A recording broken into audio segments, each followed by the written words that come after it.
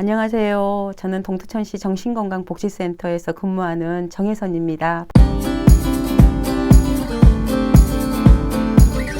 저희는 그 센터 내에 이제 팀이 한 4개 정도가 있어요. 4개 정도가 있는데, 저희는 초기 대응팀, 그 다음에 중증 정신질환자 관리팀, 그 다음에 증진사업팀, 그 다음에 자살예방센터가 이제 부설로 되어 있습니다. 그래서 토탈 한 25명의 선생님들이 근무하고 계십니다.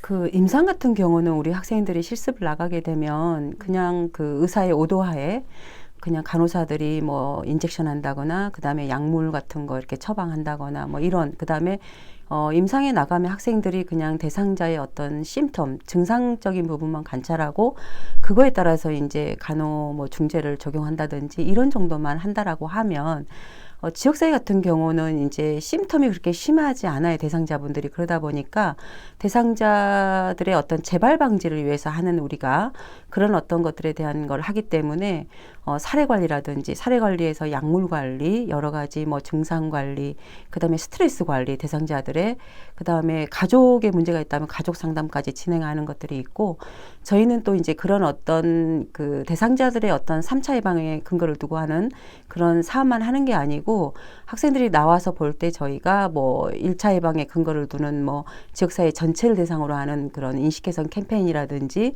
그다음에 강좌라든지 이런 것들에 대한 것들을 볼 수가 있고 그다음에 이제 저희가 학교 같은 데 나가서 뭐 2차 예방으로 조기 검진을 한다든지 지역사회에 나가서 조기 스크리닝을 한다든지 거기에서 이제 조기 발견해서 조기 중재하는 것들에 대한 그리고 고위험군 대상으로 해서 뭐 예를 들면 강의를 나간다든지 이런 것들을 할 수 있기 때문에 임상하고는 굉장히 다른 어떤 그 다방면에서 모든 어떤 업무를 다 할 수 있는 그런 메리트가 있는 것 같아요. 저희 같은 경우는.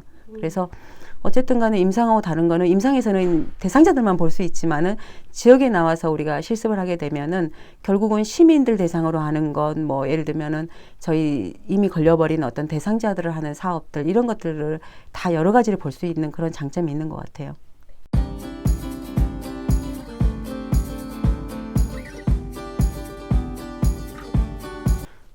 제가 이제 지역사회 처음 나올 때 가장 힘들었던 게 사실은 기획하는 능력이었어요. 그래서 진짜 많이 그때 울기도 하고 뭐 이렇게 약간 무시를 당했다고 그래야 되나? 이렇게 그 다른 직역 선생님들에게 막 이렇게 왜 간호사들은 이런 기획하는 걸 잘 못하냐라고 그래서 굉장히 그런 서러움을 많이 받았던 것 같아요. 그래서 일단 저는 나오게 되면 지역사회 같은 경우는 기획하는 능력, 그래서 사업계획서를 수립하고 그거를 중재할 수 있는 능력이 가장 저는 우선시 된다고 생각하고 또 하나 정신간호사가 이제 나와서 하는 것들은 좀 메리트가 있는 것 자체가 다른 직역에 비해서 사례관리 능력이 좀 뛰어나야 된다고 생각을 합니다. 그래서 다른 직역들에 비해서 우리 대상자들이 여러 가지 그런 어떤 정신과 문제만 있는 게 아니고 신체 질환이라든지 여러 가지 문제가 있기 때문에 그런 거에 있어서 우리는 간호사로 이제 우리가 공부를 할 때 뭐 신체 질환이라든지 또 약물에 대한 것들 여러 가지를 배우고 우리가 나오잖아요. 그렇기 때문에 사례 관리 능력이 굉장히 저는 좀 잘 배우고 나와야 된다고 생각을 하고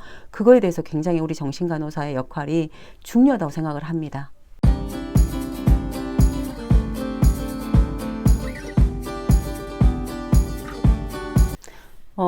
끊임없이 그 기획에 대한 거를 저 같은 경우는 어디 가서 이렇게 배우기보다는 조금 처음에는 굉장히 스스로 공부를 많이 했던 것 같고, 그 다음에 이제 저희가 공공사업 같은 거를 하다 보면은 그 기획하는 거 이런 거에 대한 강의가 많이 있어요. 그래서 그걸 많이 저는 배우고 또 여기 우리 현장에 와서 그 사업계획서를 쓸 때 좀 적용을 많이 해보고 했던 것 같아요. 그래서 최근에도 저희가 이제 보건복지부에서 뭐 사업계획서를 내라고 할 때 미션, 비전 이런 것들이 처음에는 아예 정해져서 내려온 줄 알았었어요. 그러니까 우리가 센터 같은 데 이런 데 가면 아니면 병원에 가도 미션, 비전이라는 게 있잖아요. 그러면 그냥 그게 우리가 그냥 아이디어에서 나오는 그런 건 줄 알았는데 제가 이번에 그 사업계획서를 쓰면서 저희가 미션, 비전 이런 것부터 다 하다 보니까 미션, 비전도 여러 가지의 어떤 그런 그 정책적인 자료, 무슨 뭐 기술적인 자료, 뭐 여러 가지 자료를 통해서 그게 단어를 이렇게 도출해내 가지고 그거를 또 해가지고 미션도 만들고 비전도 만들고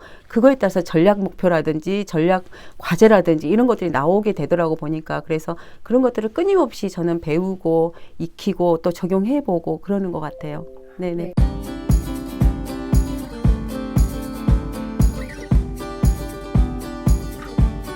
제가 뭐 앞서 이야기했던 거 계속 반복되는 것 같아요. 일단은 프로그램 기획하는 거, 사업 계획서 쓰는 거.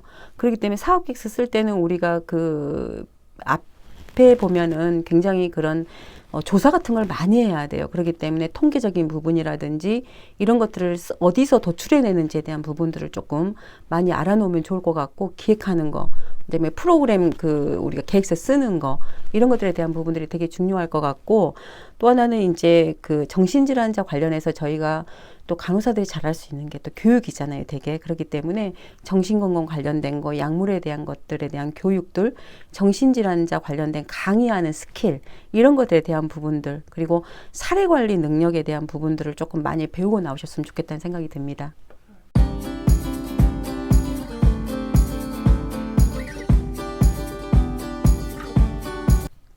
저는 90년도에 처음에 이제 중환자실에서 근무를 했었거든요. 근데 그때 당시에는 알코올리즘들이 지금이야 뭐 뇌질환이라고 이렇게 저희가 다 알고 있지만 그때는 뇌질환이라는 게 그렇게 막 인식이 되지 않았던 상황이었고 알코올리즘들이 거의 신체적인 질환을 많이 갖고 있었습니다. 특히 그 리버 시로시스 환자들 같은 경우에 그 막 복수 차가지고 병원 중환자실에 입원하고 그거에 따라서 이제 할루시네이션 막 이런 것들이 되게 있으면서 중독에 제가 관심을 가지게 된 거예요. 그래서 저런 분들이 조금 밖에서 회복할 수 있다면 얼마나 좋을까라는 생각 때문에 사실은 제가 석사 때도 사실은 거의 1학기 들어갈 때부터 중독만 거의 팠던 것 같아요. 그래서 중독에 대한 것들에 대한 부분을 계속 공부를 했고 중독에 대한 것들에 대한 어떤 연구에 대한 것들을 계속 서치를 했던 것 같아요. 그러다 보니까 임상이 아닌 지역사회 내에서 조금 그분들을 조금 회복하는데 좀 일조를 할 수 있으면 얼마나 좋을까라는 생각 때문에 제가 처음에 이제 지역사회에 나오게 된 거는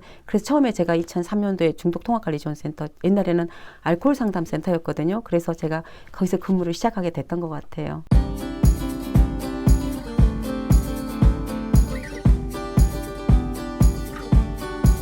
저는 좀 사명감이 조금 있었던 것 같아요. 그리고 임상에서는 어떤 누구의 어떤 오도하에 그냥 딱터의 오도하에 뭔가를 해야 된다 그러면 저 같은 경우는 조금 그런 게 아닌 내 꿈을 펼칠 수 있는 곳 지역사회가 그래서 내가 기획하고 내가 그걸 적용하고 나서 그 다음에 지역사회가 변화가 오고 그 다음에 대상자들이 좋아지고 이런 것들에 대한 것들이 굉장히 저는 좋았던 것 같아요. 그래서 떠날 수가 없었던 것 같고 일단은 마음껏 제 꿈을 펼치고 제 능력을 인정받을 수 있는 곳이 지역사회였지 않나라는 생각이 듭니다. 그리고 지역사회에 나와서 많은 사람들을 알게 되고 이제 일명 저는 마당발이라고 그러거든요. 그래서 거의 지역에 모르는 분들이 없어요.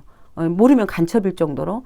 그래서 그런 것들이 내가 이렇게 사업을 하는 데 있어서 곳곳에 가서 내 능력을 발휘할 수 있는 거. 그런 것들이 굉장히 지역사회를 떠나지 않게 했던 그런 어떤 역할이었던 것 같고 아까 제가 사명감이라고 했던 것 같아요. 그래서 사명감을 가지고 어떤 일을 하든지 간에 최선을 다했던 것들. 예. 그래서 제가 여기 지금 동두천이 제가 토박이는 아니지만 거의 제가 2004년도에 와가지고 지금까지 있었던 거는 제2의 고향이잖아요, 결국은. 그래서 그렇게 하다 보니까 지역의 유지인 분들이 거의 떠나지 못하도록 예, 전문가로 거기 꼭 있어야 된다. 그래야 여기가 굴러간다. 뭐 이런 것들에 대한 것들이 계속 저한테 해줬기 때문에 자긍심도 갖고 자존감도 올라가고 예, 그랬던 것 같아요. 그래서 지역사회를 떠날 수 없었던 그런 계기가 됐던 것 같고 또 그 지역사회도 변화가 되고 더 나은 회원들의 삶이 저를 떠나지 못하도록 한 것 같아요.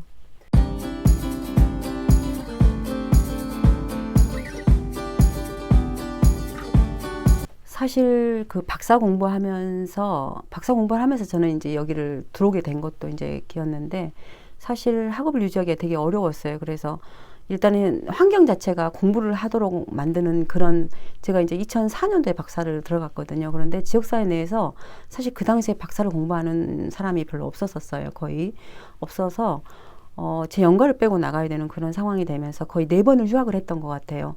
그러면서 딜레마가 되게 있었어요. 내가 이 공부를 왜 하지? 내가 뭐 때문에 하지?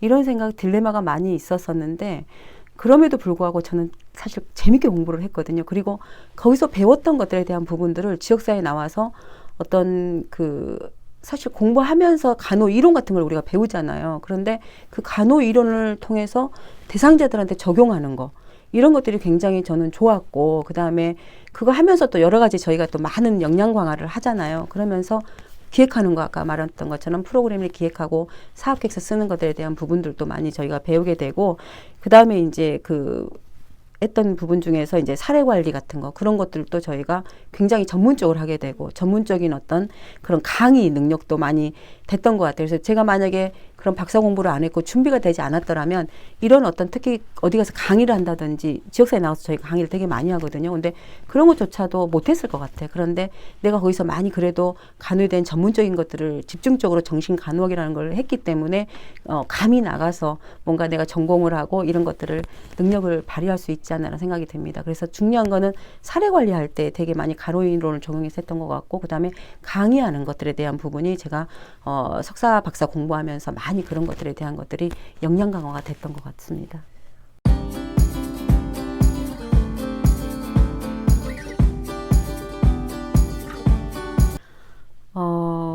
후배들의 그 현장에 나올 때 그냥 월급만 받고 일해야지라는 생각을 하게 되면은 굉장히 지치고 힘들 겁니다. 그렇기 때문에 그런 생각보다는 자신의 분야에서 저는 좀 사명감, 주인의식을 가지고 일을 했으면 좋겠다라는 생각이 들고요. 임상에서 한 3년 정도 근무를 하고 나서는 아마 자기 분야에 맞는 부분이 있을 것 같아요. 그러면은 그때 내 꿈을 좀 펼치고 싶다, 내 능력을 좀 발휘하고 싶다라고 하면 지역사회 정신간호를 저는 추천하고 싶습니다. 그게 가장 메리트가 있는 곳이기 때문에. 네. 오늘 인터뷰에 응해주셔서 너무 감사합니다. 도움이 되셨으면 좋겠습니다. 네. 감사합니다. 네, 감사합니다.